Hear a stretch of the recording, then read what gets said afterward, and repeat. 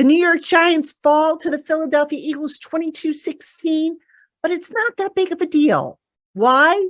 David Turner and I will discuss it coming up next on the Locked On Giants podcast. You are Locked On Giants, your daily New York Giants podcast. Part of the Locked On Podcast Network, your team every day.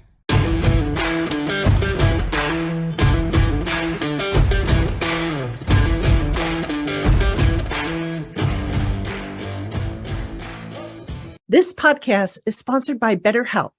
It's not a crisis line. It's not self-help. It's professional therapy done securely online, available to people worldwide. And they have a special offer for Locked On Giants podcast listeners. Get 10% off your first month at betterhelp.com/LockedOnNFL.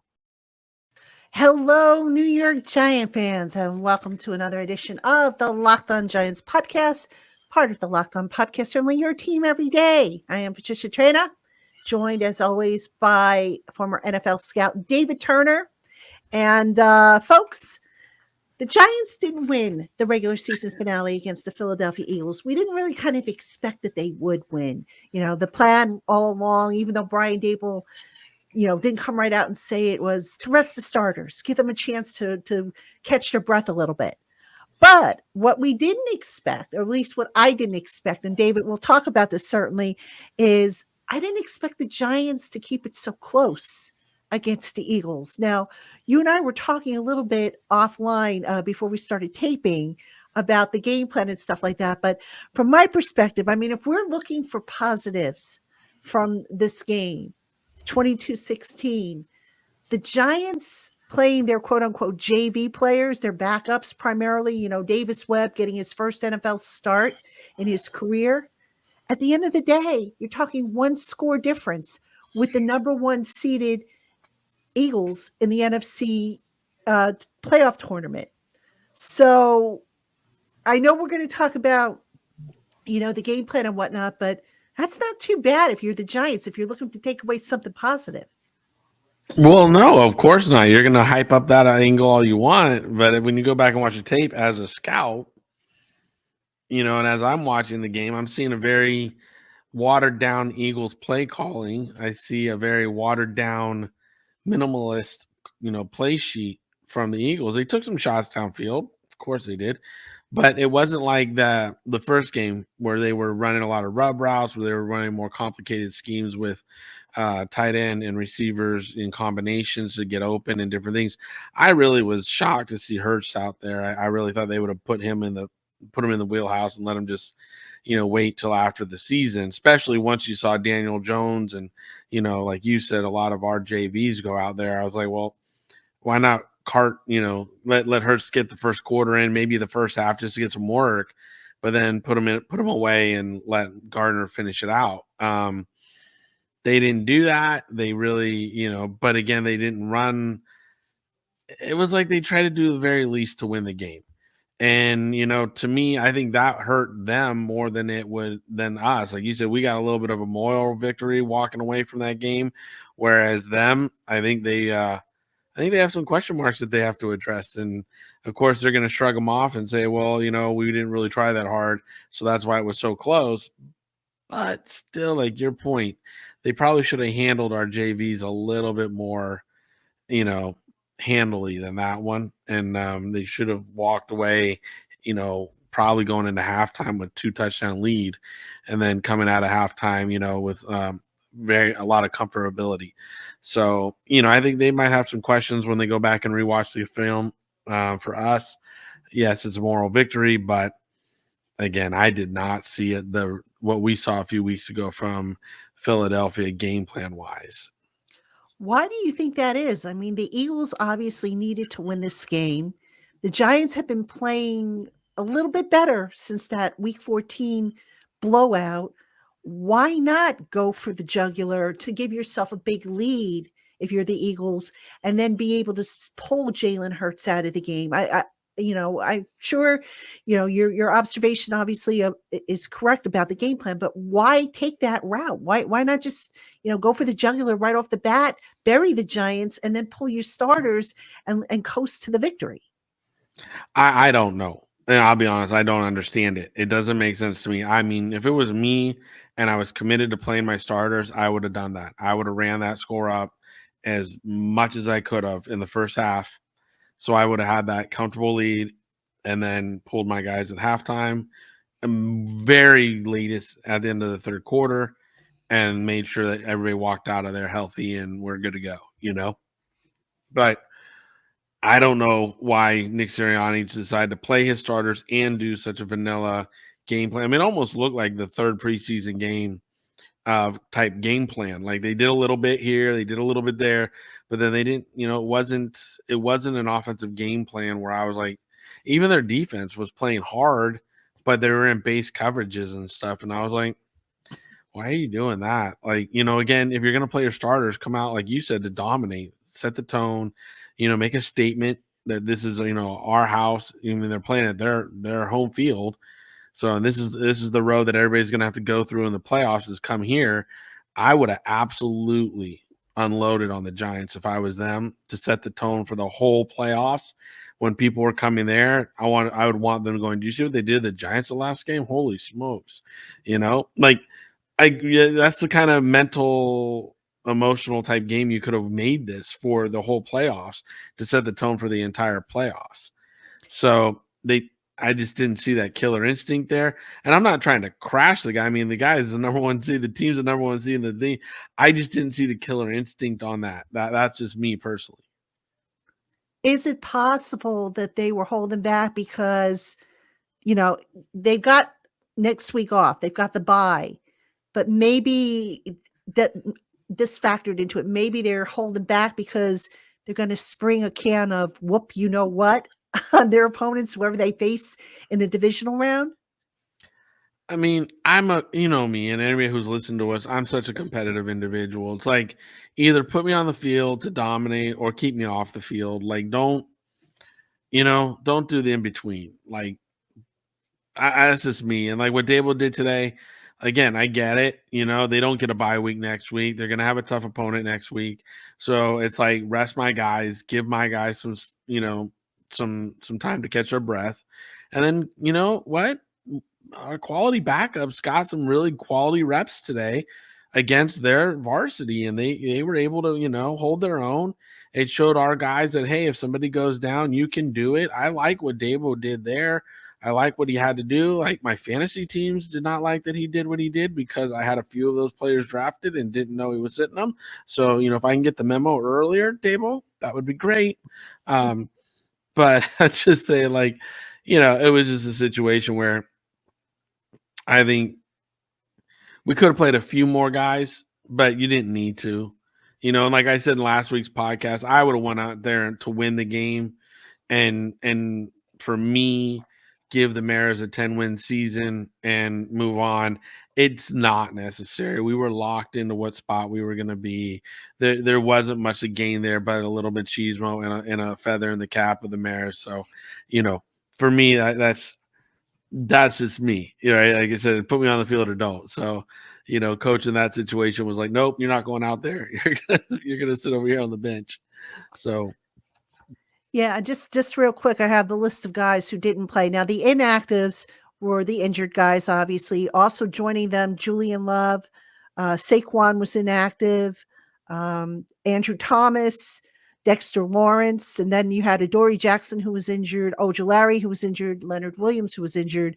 The guys that did not play, according to the game book, Tyrod Taylor, Thibodeau, Daniel Jones, Hodgins, McKinney, Darnay Holmes, Fabian Moreau, Jalen Smith, Mark Lewinsky, John Feliciano, and Daniel Bellinger. So those guys all got suits, but they did not play. They were held out. Otherwise, they pretty much emptied the bench. Even Kenny Golladay got some snaps and scored his first touchdown as a Giant. That yeah, the coming, player whose late in name the shall game. not be mentioned caught a touchdown today. It I was was a heck of a surprised he catch. played. I got to be honest with you because, it's pretty obvious they're going to cut him in the off season, I think. And I thought they wouldn't play him because God forbid he get an injury that would kind of screw up any kind of savings because then you're looking at an injury settlement. So Oh, I was surprised to see him out there too. I didn't understand why, and I'll be honest, I didn't understand why Hodgins wasn't playing. I know he's been a really go-to guy in the last 4 weeks, but to me, I would get why you would rest Slayton unless there's like a nagging little something that maybe is bothering Hodgins. I don't know, and that's why he got to sit and Galladay played. But I agree with you. At this point in the season, you don't want to get an injury to Galladay and then have that. Yeah, actually, Slayton, I think, went on the field for one snap because Marcus Johnson, who played in his place, got winded or something happened, and and Slayton had to go out there. Basically, after sitting around for 3 hours doing nothing, had to go out there and hopefully he didn't pull anything. But David, I want to talk about some of the stats because game plan notwithstanding, the Giants rushed for 129 yards, which is only 20 yards shy of what they've been averaging. And this is again with just Brightwell, Davis Webb, and Matt Breida doing all the running. They averaged 6.1 yards per carry as a group. Passing, Davis Webb had 168 yards, which is kind of in a little shy of what Daniel Jones kind of averages on a week to week basis. The receivers, 23 of 38, not too bad. And then the Giants also had some quote unquote razzle dazzle plays that they tried out that I thought were interesting, because the game's on the line. If something was on the line, I question whether we would have seen the fake, field goal. I question, some of these plays that they tried to do. He's So just Scottish. He doesn't know how to throw the ball. Okay, he's Scottish. that has nothing to do with it. I'm Come just on. letting you know. Like, get That out. has nothing to do with it. He had That nowhere play to was go. that play was done at the snap. He They were had trying to hit the nowhere to tight go. He end. was going to run. He was going to No, try they to were run trying to it. hit the tight end in the flat. The tight end released into the flat into an out route, and Jamie was looking to throw it at first, and then he went to run. But there wasn't the block. The blocking scheme was not a run scheme. It was a straight pass scheme. I'm like, why are you asking the punter to throw the ball? Like that, I've never liked that idea. I've never in my entire career liked that idea. Never. That is the worst mistake ever. Like the punter. Yeah. Now, if your placeholder is your backup quarterback, throw the ball all day long. Go ahead. I don't know. Like I think that's fine. Like you got a guy who's getting paid to throw the ball, let him throw the ball. But when your holder is the punter, no. No. You just Oh, let come him hold the ball. on. No. I mean, Riley Dixon used to do it. He was a former quarterback. How do you Former know? quarterback, How do you not a Scottish he rules couldn't football throw the player. ball? How do you know? I mean, I'm sure they practiced it this week. Oh, I'm sure they practice a lot, but I hated the call. I don't like the Okay. razzle dazzle. You know that. I'm not that guy.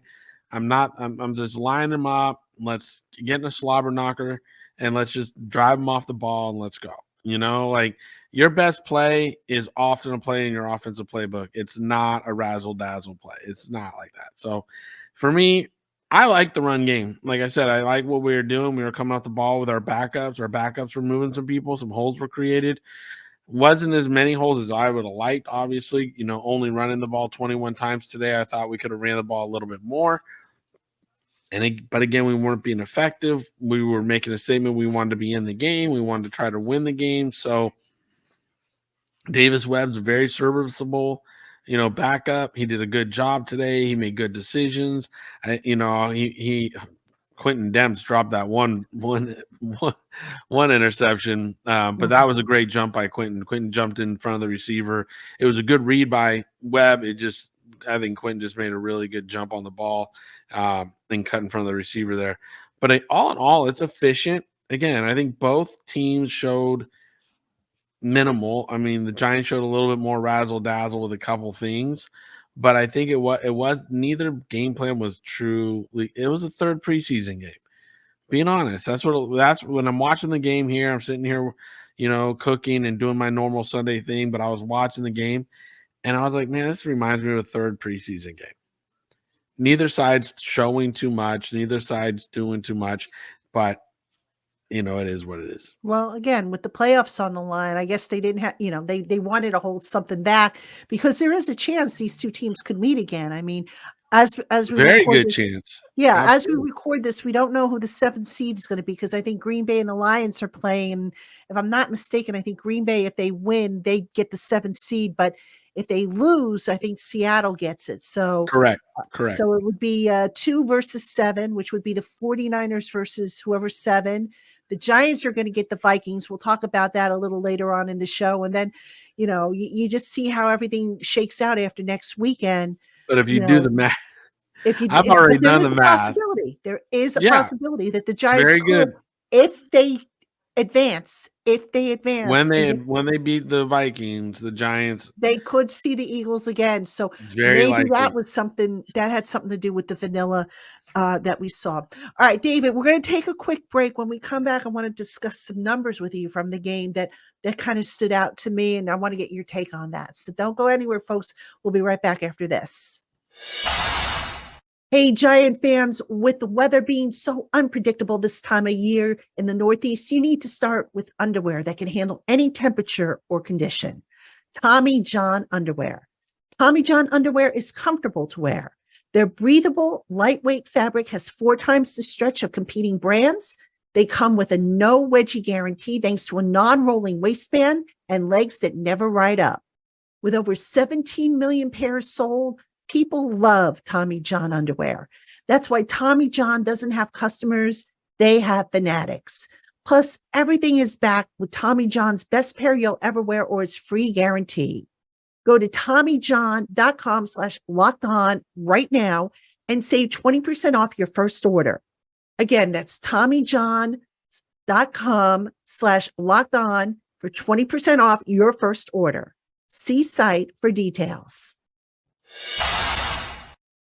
And now a word from our sponsor, BetterHelp. Life can be challenging and put a strain on our mental health when things happen beyond our control. Seeking the expertise of a licensed professional to help guide us towards a resolution is key to overcoming life's ups and downs. So if you're thinking of giving therapy a try, BetterHelp is a great option. It's convenient, accessible, affordable, and entirely online. Get matched with a therapist after filling out a brief survey. And if you find that your therapist is not a match to your needs, you can switch at any time. Visit betterhelp.com /lockedon today to get 10% off your first month. That's betterhelp.com /lockedon. All right, everybody, welcome back to the Locked On Giants podcast. I'm Patricia Traina, joined by former NFL scout David Turner. And although the Giants lost to the Eagles, they did stand toe-to-toe, regardless of what you think of the game plan, regardless of what you think of what personnel played and what personnel didn't play. The Giants backup still got the better of the Eagles starters. And, I know in football there's no such thing as almost as this isn't horseshoes, there's no medals for trying, all that good stuff, all that jazz. But look, if you're the Giants, if you're the fan base, you got to feel good about the fact that the Giants didn't get their doors blown off again by an Eagles team that had to win this game, and who just they were hoping to pull their starters, but they never got around to doing it because the Giants JV kept it close against their varsity teams. And David, I want to talk about some numbers that came from the game. But first, I want to get a little bit more into what you saw from Davis Webb. It was his first NFL start. I think only his second, 23 of 40, 168 yards, had 1 touchdown, no interceptions, finished with a rating of 75.8. The offensive line, I thought, was a little shaky. You had a mishmash, if you will, of offensive linemen. And let me just see real quick. I think they had 2 sacks, 9 quarterback hits. All things considered, how did Davis Webb look to you? He looked better than the booth every time they showed his parents and his girlfriend. I don't know about that. I mean, every time they panned up there, that looked like it was a frigid environment. But I don't know what's going on there. I was like, stop showing them. It's painful to watch up there. Oh, come But on. it was. What? It's a proud moment. Why not? No, it was a proud moment. But I'm talking about like the girlfriend was sitting 1 seat over and the parents. It did not look like a friendly environment. They caught whoever was sitting in the seat. Obviously, he had run out to the bathroom or to the Oh, concession no, that stand. seat was unoccupied the whole game. They kept going back up there. No, it wasn't. There was a It was seat. not. Oh, It no, stop it trying to wasn't. They paint showed the stop guy that trying to was paint sitting a there. good But pic there was anyway, something going on there. I'm all gonna right. stir that Anyway, get pot. back to the I'm gonna stir question. that tea. You want some tea? There's some tea. But anyway, no, Davis did. I mean, again, Davis showed why he was been in the league 6 years and he's been on multiple teams. You know, he's an individual who can manage the offense. He did well. Again, it wasn't stellar. I mean, but again, they asked him to throw 40 times. I never would have done that with a backup in this kind of situation. You know, I would have ran the ball about 10 more times and put him about 30 throws. That's what I would have tried to do. But again, he threw 40 times. He was just over 50%. His rating was 75.8. So all that's good. And like you said, he's just a few yards shy of what Daniel typically does, around 178 to 185, you know. So it was efficient and everything, you know, and he wasn't playing with the best receivers. You know, he had what he had. I mean, I really enjoyed watching Cager today. Cager, you know, he was a guy who targeted 10 times, caught 8 passes for 69 yards. You know, he was fun to watch. I was like, wow, he could do a couple things in combination with Bellinger and, you know, some of these players that we also have that come in, you know, and play. I mean, this kid can design a little role for him with what we saw his capabilities today out there. So I'm encouraged by having Webb on the, you know, on the roster, but I think Tyrod's a better option. Being honest, I think Tyrod has a liver arm when it all is said and done. And you know, for Davis Webb, it was a great moment. It was beautiful to have his parents and girlfriend there, and everybody to watch him start. He's really earned it. I mean, you talk about somebody who's earned the start. That guy has earned the start. He's done all the grunt work. And I heard the commentator saying that the Bills wanted him to be their quarterback coach this year, and he said he still wanted to play, and he had that relationship with Dabo, so he wanted to do that. And I commend him because once you hang up the cleats, you can't go back. You know, they're hung up, and once you start coaching, it's coaching time. So, you know, I commend him for sticking around and wanting to do it again. And you know, it's a grind, even on a player who doesn't play all the time. The season's a grind, and it's a grind on your body and mental grind, everything. So, you know, I was happy. In that aspect, I was very happy to see Davis Love out there today, playing and doing so well. And that, you know, when he ran that ball in for the touchdown, you could just feel his want to get there and bulldozing people over. And, you know, it was great. And he was smiling and joking on the sidelines. I mean, he knew his role and he played it well. It was awesome. Yeah, and he's an amazing study. I mean, he's got volumes of notebooks. He takes such meticulous notes. I mean, it's just amazing. One day he's going to be a really good offensive coordinator. I really believe that. But let's talk about some team numbers that kind of jumped out at me. I'm looking at the Eagles' third down conversion percentage, 35.7. They were 5 of 14. In the red zone, they were 1 of 5 for 20%. Goal to go, 1 of 4, 20 for 25%. Some good situational football there from the Giants defense. What did you see from the Giants defense? I mean, how different was it from maybe what we would have seen, you know, if the starters and key backups had been playing? Well, we didn't see the overall pressure that we're used to seeing from Lawrence and Thibodeau. You know, we didn't see that. What I was really impressed with, we only gave up 1 first down on a penalty today.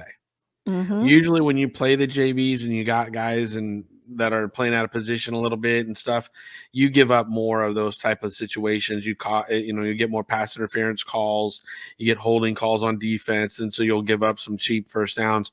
We only gave up 1, and that's awesome. I'll be honest with you, like if you can do that kind of like that in the playoffs, you're going to win some games. And people are like, you're talking about penalties. I'm like, yeah, but first downs on penalties. I mean, they played a really good game plan, solid on defense, and they didn't give up first downs on penalties. It's hard to do in an NFL game. And you know what? It was done well by our backups. Really done well. We played some very good disciplined defense today. Wink had the boys ready to go. And then like always, when they get in the red zone, you know, Wink's defenses, they tighten up. And we saw that today. So, I think the players that got the chance to play really played well, and they took advantage of this opportunity, whether it's to show the coaches they can play more next year on this team, or if they can show another team that they're ready to come there and play in a more elevated role. So I was happy to see that all over the place. But the penalties, as you know, for me, that's so key that I was like, man, that was discipline. That was awesome. Yeah, and this officiating crew, if I'm not mistaken, is a flag happy crew. So overall, when you talk about penalties, the Giants had 8 for 66 yards, the Eagles 4 for 30 yards. But as you said, the Giants only surrendering 1 first down on a penalty. The Eagles, the same thing. So really, in that regard, you could say that the game was pretty clean overall. And I'm just taking a look here. Some other numbers that kind of jumped out. Let's see. The Eagles had only 342 yards total net yards to the Giants 284. They averaged 4.8 yards per play to the Giants 4.5. So a lot more even, I thought, um, as opposed to last time they played when they just blew the doors off of them.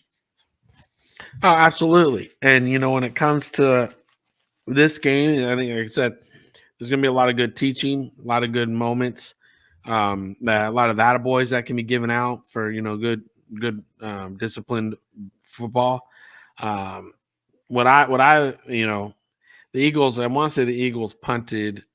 Well, they punt 2 times, and they only averaged 33.5 yards, and whereas we punted 6 times and averaged 44 yards a punt. And again, it's just Gillian being able to flip the field there with those 44 yards. I mean, that's a lot for putting your defense in good positions and long fields for the offense to drive. And that's something we're going to have to see in the playoffs, because we can't be giving up field position on bad punts. So I hope he keeps that up, because anything from 40 yards plus is going to be really, really beneficial for us to keep a long drive situations and long fields for our opponents' offense. And then, finally, I want to mention some defensive statistics. 3 sacks. Let's see. Nick McLeod, cornerback, had 1.5 sacks. The other sack came from Gerard Davis, the new inside linebacker they picked up a couple weeks ago. 5 tackles for a loss, 4 quarterback hits, 1 interception, 3 pass breakups. So not too bad again by the Giants. The pressure coming from basically the secondary more so than the defensive front, which maybe wasn't as, I don't want to say as active, but Wink kind of mixing it up a little bit to compensate for the fact that he was missing some guys. Yeah, absolutely. Wink's going to always find ways to put pressure on the quarterback. He's never going to sit back and drop into zone coverage. It's not him. So yeah, he let McLeod blitz and he let people get going a little bit and get after Hurts. But you also have to play those guys closer to the line, because you have to respect Hurts' ability to run and the run game for the Eagles. Sanders and Scott, they all can run. Gainwell, I think they underutilize Gainwell. I think Gainwell is one of the hidden gems in the NFL that if he were to go to a different offense, he might get highlighted a little bit more. Hint, hint. But yeah, he's a guy that would be fun to watch in Dabo style offense for sure. Yeah. All right, David, coming up, we're going to spin ahead a little bit. We're going to talk about the wild card game, because I want to get your thoughts on that. We're going to take our final break here. When we come back, we're talking Vikings. So don't go anywhere, anybody. Hey, Giant fans, have you ever wanted to show the NFL GMs how it's really done? Well, you can start by hooking up with Ultimate Football GM, where you have the final say over every aspect of your roster. Ultimate Football GM is completely free and playable offline. Play on the go, as you want, and when you want.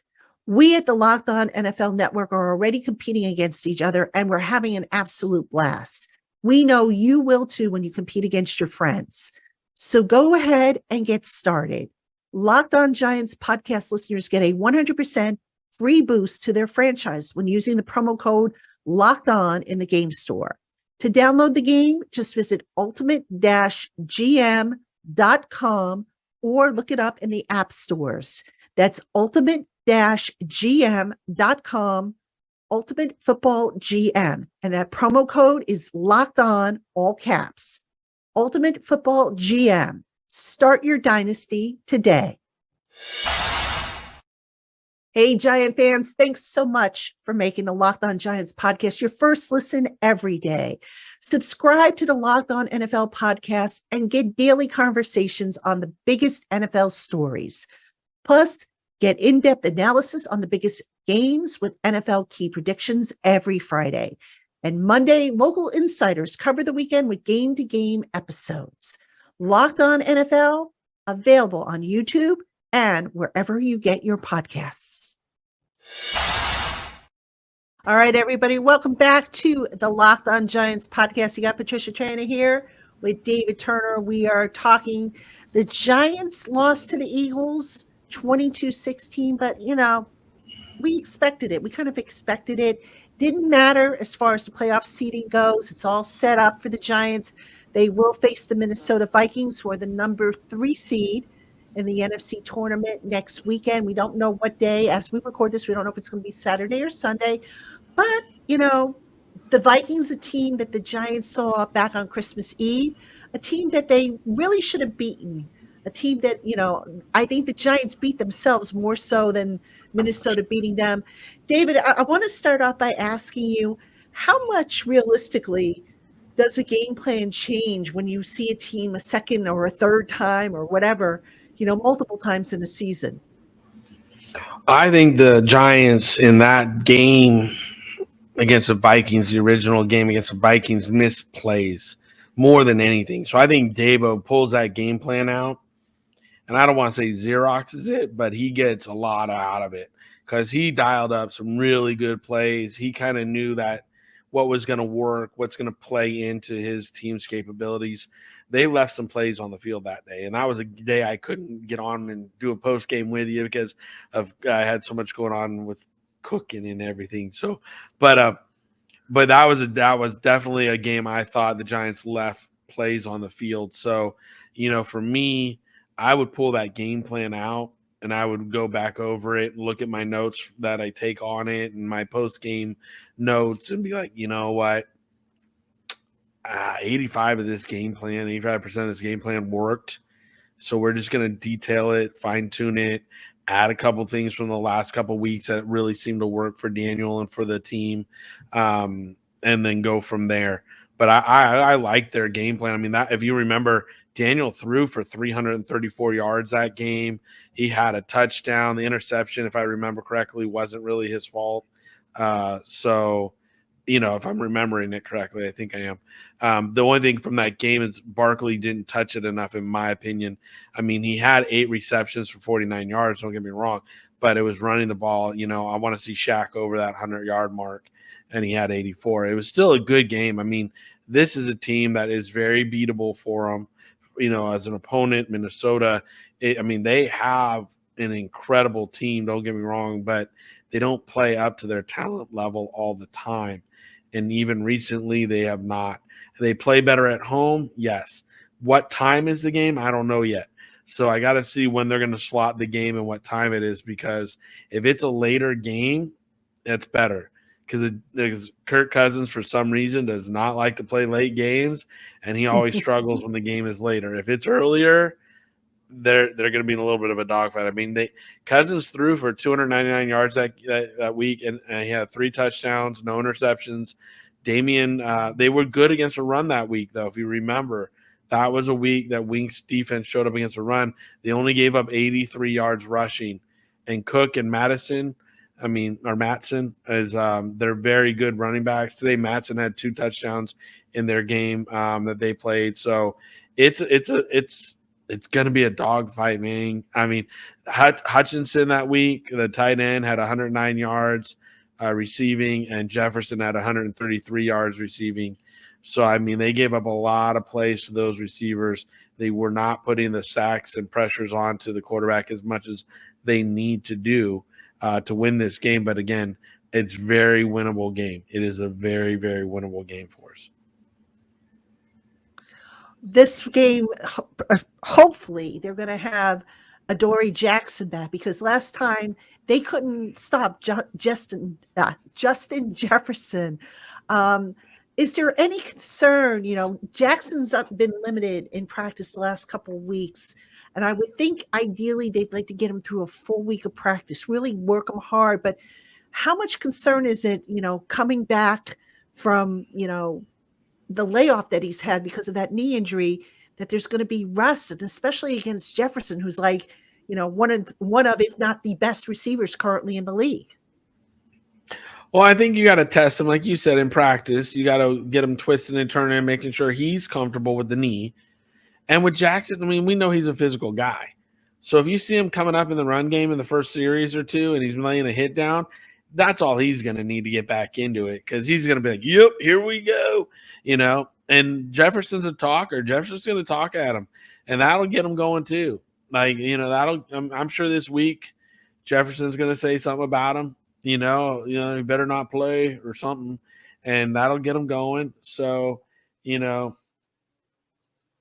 that I think, honestly, I hope he tests his knee and I hope he can play. I don't want anybody to push themselves to continue to injure themselves or further an injury. I know it's the playoffs and you want all your best players out there, but here's the thing: is like I never want a player to go out there and risk further injury to their body. I mean, we're talking about a human body here. I don't want to do that. So if he pushes it and he's good, then I would love to see him out there. Obviously, like he's a difference maker. If they put him back for punts, I swear I will shoot them from here. I will shoot them from here if they try to put him back for a punt. But other than that, I think it'll be really good to see him out there and a much of our defense kind of come back together. And I think, I'll be honest, I mean, the 5 train is playing better football than he was just a few weeks ago. If 99 shows up to give us the same effort that 97 gives us, we're going to be in a really good spot. And if we get Ojulari on the field to give us what he can give us too, I mean, like I said, that front can take over this game, because Minnesota's offensive line is not stellar. It's a good run blocking team, I'll be honest. I like them run, but they're not stellar. And if we start hitting Cousins early, those balls are going to float. So you mentioned you would probably keep about 85% of the game plan that they ran the first time around. And you've also mentioned that you would run Saquon Barkley a little bit more. What other changes do you think the Giants might make to make sure that this time, they win this game, besides obviously not making mistakes to beat themselves? Use the tight ends more. That was a game they only threw to the tight ends twice. Okay. Now I think Bellinger got hurt, or that was a game after he came back, or, he was still working his way in. Right now he's ready to go. So you got to use him, Cajun. You got to be able to hit those tight ends early to loosen up this defense. All right. If they use the tight ends early and they run a complete screen game, then that will be that'll really help open up down the field. And when I'm talking about down the field, Slayton's got to be I think Slayton's got to be a 12 target in this game. A lot of people will be like, what about Hodgins? I'm all about 12 targets for Hodgins and 12 targets for, Slayton, Bellinger. Give them at least 6 targets, and 4 of which I would do in the first quarter, because I think by getting Bellinger going, that's going to just make those safeties and those linebackers think about them. And then your play action and all the other stuff is going to come into a lot more effectiveness with that. If you can, your screen game in the third quarter would matter the most to me, because if you're running the ball well in the first and second quarter, you're playing with your tight end, that opens a screen game in the third quarter, and then that down the field stuff in the second and fourth to push the game into hyperdrive is how what I used to do advanced scouting with the coaches. That's exactly the kind of game plan I would hand them. Is like, this is how I would set up the call sheets. This is where I would be looking for it. And when I watch Minnesota, I think that would set them up well. It's like setting up a game plan is, to me, is like setting up a fight plan when you're going into the ring, right? You got to do, when are you going to jab? When are you going to hook? When's he going to drop his left? Well, here's how I see it. Minnesota, you got to come out, you got to be physical up front, hit the tight end, get your first downs, have like an 8 to 10 play drive in your first two drives. Let's go. And then once they start worrying about their body blows there, now let's go over top. Now let's take that shot with Slayton, use that speed we got with him, and then Hodges and Cross, the middle. Now we got that left hook, that right hook. We can run some combinations. That's where we can get them going. But up front, we got to be big boy football in the first quarter and pound the rock at them. And then when we're in that 3rd and 5, hit the tight end. When we're in that 3rd and 7, hit the tight end. And then they're going to be like, oh, they're going to the tight end. They're going to tight end. Boom, change the coverage. Boom, here we going over top. Now the play action works, So that's kind of a inside of what I used to do and try to set those rhythms up for the coaches when I watch the game film. What is the biggest concern? I know it's early. We haven't started the new week yet, but what do you think right now would be the biggest concern ahead of this game? Well, stopping the passing game, especially their tight end. Hutchinson, to me, opened up a lot of things for Jefferson last game. Now, I have the game book up, but I didn't go through it detailed. But if I remember correctly, they hit Hutchinson in the first half for about, I want to say 8 of those 13 catches. Like, he was having a heck of a first half, and then Jefferson took it in the second half and ran with it because Wink had to adjust for Hutchinson, So for me, if that's the case, if I'm remembering correctly, you got to stop that tight end, which means you're going to have to hold him up at the line of scrimmage. You can't let him off the lines clean. You're going to have to hit him. You're going to have to pound him.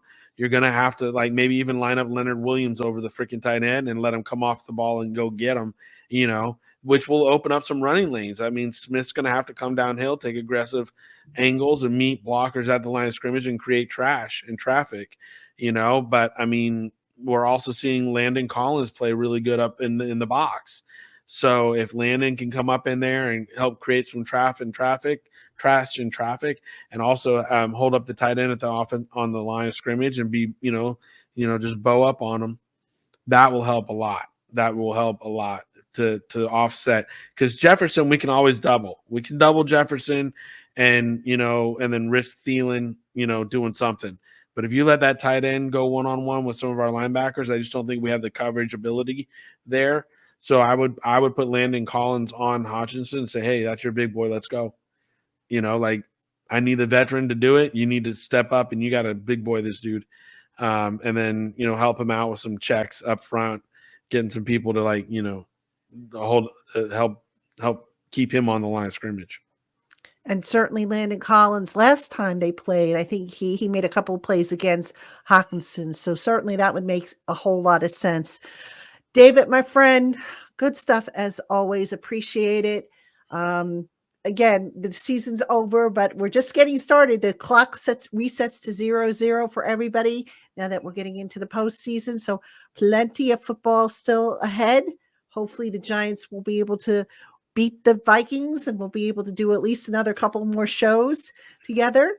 So we'll see how it goes. Giant fans, I want to thank you as always for tuning in, making the Locked On Giants your podcast your first listen of the day, or watching on YouTube your first watch of the day.